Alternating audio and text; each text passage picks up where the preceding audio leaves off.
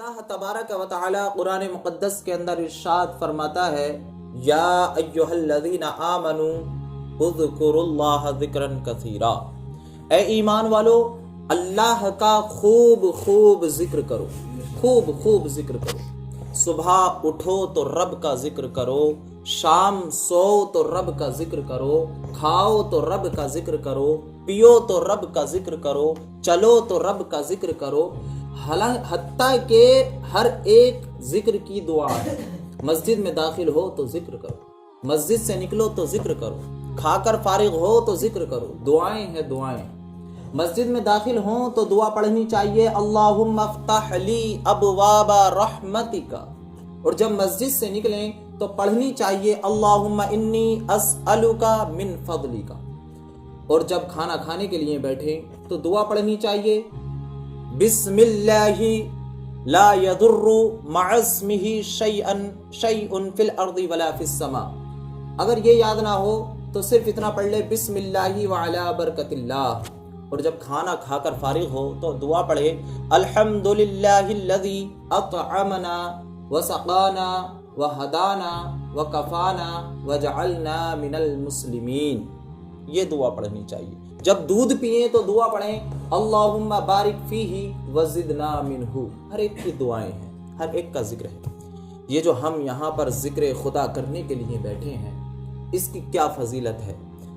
مسلم شریف کی حدیث کے اندر آتا ہے، میرے نبی کریم صلی اللہ تعالی علیہ وسلم ارشاد فرماتے ہیں، حضرت ابو ہریرہ سے روایت ہے، حضور نبی اکرم صلی اللہ تعالی علیہ وسلم نے ارشاد فرمایا کہ اللہ کے کچھ فرشتے زمین پر چلتے رہتے ہیں، گشت کرتے رہتے ہیں، اور ایسی مجلس کو تلاش کرتے رہتے ہیں کہ جس میں اللہ کا ذکر ہو رہا ہو، تلاش کرتے رہتے ہیں۔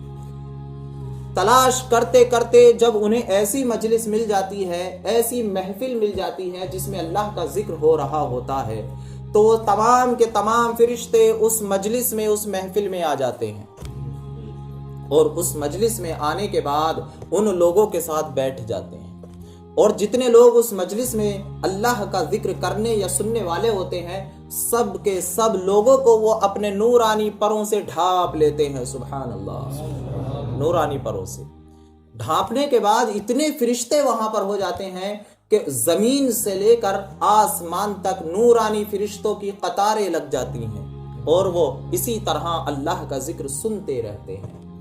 اور جب اس محفل کا اختتام ہوتا ہے، وہ محفل ختم ہوتی ہے، لوگ اللہ کا ذکر کرنے کے بعد اپنے اپنے گھروں کو چلے جاتے ہیں، تو وہ فرشتے بھی اللہ کی بارگاہ میں پہنچتے ہیں، آسمان پر جاتے ہیں۔ اللہ تبارک و تعالی ارشاد فرماتا ہے، اے میرے فرشتوں تم کہاں گئے تھے؟ حالانکہ اللہ تعالیٰ سب کچھ جانتا ہے، لیکن فرشتوں کی زبانی کہلوانا چاہتا ہے، اے میرے فرشتوں تم کہاں گئے تھے؟ فرشتے بتاتے ہیں، یا رب تبارک و تعالی، اے اللہ ہم زمین پر تیرے بندوں کے پاس گئے تھے جو تیرا ذکر کر رہے تھے، تیری حمد بیان کر رہے تھے، زمین میں تیری تسبیح بیان کر رہے تھے، تیری تعریف کر رہے تھے، اور تجھ سے کچھ مانگ رہے تھے۔ اللہ تعالیٰ ارشاد فرماتا ہے، میرے فرشتوں وہ میرے بندے مجھ سے کیا مانگ رہے تھے؟ تو فرشتے عرض کرتے ہیں، اے اللہ وہ تجھ سے تیری جنت مانگ رہے تھے۔ اللہ تعالیٰ ارشاد فرماتا ہے، اے میرے فرشتوں کیا میرے بندوں نے میری جنت کو دیکھا ہے؟ تو فرشتے عرض کرتے ہیں کہ یا اللہ انہوں نے تیری جنت کو دیکھا نہیں۔ پھر اللہ تعالیٰ ارشاد فرماتا ہے، اگر وہ میری جنت کو دیکھ لیتے تو کیا کرتے؟ فرشتے عرض کرتے ہیں، مولا اگر وہ تیری جنت کو دیکھ لیتے تو اور زیادہ تیری عبادت کرتے، تیری جنت کی طلب میں لگے رہتے۔ پھر اللہ تعالیٰ ارشاد فرماتا ہے، اور کیا کر رہے تھے؟ تو عرض کرتے ہیں، مولا تیرے بندے تیری جہنم سے پناہ مانگ رہے تھے۔ اللہ تعالیٰ ارشاد فرماتا ہے، میرے فرشتوں کیا میرے بندوں نے میری جہنم کو دیکھا ہے؟ فرشتے عرض کرتے ہیں، نہیں مولا تیری جہنم کو انہوں نے نہیں دیکھا ہے۔ اللہ تعالیٰ ارشاد فرماتا ہے، اگر وہ میری جہنم کو دیکھ لیتے تو کیا کرتے؟ فرشتے عرض کرتے ہیں، مولا اگر وہ تیری جہنم کو دیکھ لیتے تو اور زیادہ رو رو کر وہ تیری جہنم سے پناہ مانگتے۔ اللہ تبارک و تعالی ارشاد فرماتا ہے اور کیا کر رہے تھے؟ تو فرشتے عرض کرتے ہیں مولا وہ تیرے بندے تجھ سے مغفرت چاہ رہے تھے۔ اللہ اکبر۔ اللہ تبارک و تعالی ارشاد فرماتا ہے اے میرے فرشتوں تم گواہ ہو جاؤ، میں نے اس مجلس میں بیٹھے ہوئے تمام لوگوں کے گناہوں کو بھی بخش دیا ہے، اور جس چیز کو طلب کر رہے تھے وہ جنت بھی عطا کر دی ہے اور جہنم سے نجات بھی دیتی ہے۔ یہ مجلس میں بیٹھنے کا اللہ رب العزت صلہ عطا فرماتا ہے۔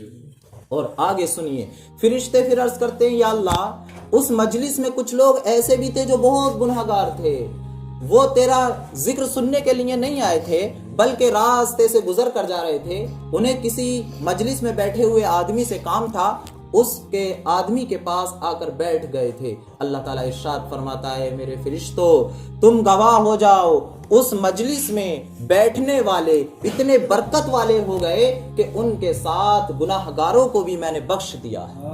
یہ اس مجلس کے اللہ رب العزت کا جہاں ذکر ہو رہا ہو، اس مجلس میں بیٹھنے والے لوگوں کو اللہ تعالیٰ یہ اجر اور صلہ عطا فرماتا ہے۔ اور بخاری شریف کی سب سے آخری حدیث ہے، حضرت ابو ہریرہ رضی اللہ تعالی عنہ سے روایت ہے، فرماتے ہیں کہ رسول اللہ صلی اللہ تعالی علیہ وسلم نے ارشاد فرمایا کلیمتان خفیفتان علی اللسان ثقیلتان فی المیزان حبیبتان الی الرحمن سبحان اللہ وبحمدہ سبحان اللہ العظیم۔ حضور نبی اکرم صلی اللہ تعالی علیہ وسلم نے ارشاد فرمایا اے لوگو سنو، دو کلمے ایسے ہیں جو زبان پر بہت ہلکے ہیں، زبان پر بہت ہلکے ہیں، انہیں پڑھنے کے لیے دو کلموں کو کوئی الگ سے وقت نکالنے کی ضرورت نہیں ہے، چلتے ہوئے بھی آدمی پڑھ لے گا، بیٹھے ہوئے بھی پڑھ لے گا، بہت ہلکے ہیں زبان پر۔ ثقیلتان فی المیزان، اور وہ دو کلمے میزان میں بہت بھاری ہیں۔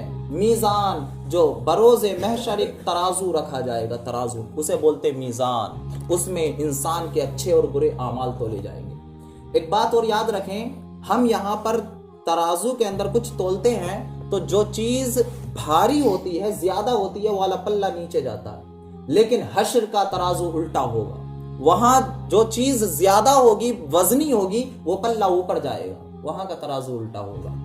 حضور فرماتے ہیں وہ دو کلمے ایسے ہیں کہ وہ حشر کے میدان والے اس میزان کو بھر دیں گے، اس سے نیکیاں زیادہ ہو جائیں گی۔ اور آگے میرے مصطفیٰ ارشاد فرماتے ہیں وہ دو کلمے ایسے ہیں حبیبتان الی الرحمن، جو رب تعالیٰ کو سب سے زیادہ پسند ہیں، اسے محبوب ہیں۔ وہ دو کلمے کون سے ہیں؟ سبحان اللہ وبحمدہ سبحان اللہ العظیم۔ جو انسان ان کلموں کو پڑھے گا، سبحان اللہ وبحمدہ سبحان اللہ العظیم، تو اللہ تبارک و تعالی اس سے بے پناہ محبت فرماتا ہے، اور یہ کلمے آسان بھی ہیں اور یہ اتنی نیکیاں رکھتے ہیں، اتنا ثواب رکھتے ہیں کہ کل قیامت کے دن میزان کا پلہ اسی سے بھر جائے گا۔ اور حضرت ابو ہریرہ دوسری جگہ ارشاد فرماتے ہیں، حضور نبی اکرم صلی اللہ علیہ وسلم میرے مصطفیٰ نے فرمایا کہ جس نے ایک دن میں 100 مرتبہ یہ پڑھا سبحان اللہ وبحمدہ، 100 مرتبہ جس نے یہ پڑھا، اللہ تبارک و تعالی اس کے تمام گناہوں کو بخش دے گا، اگرچہ سمندر کے جھاگ کے برابر ہی کیوں نہ ہو۔ جس نے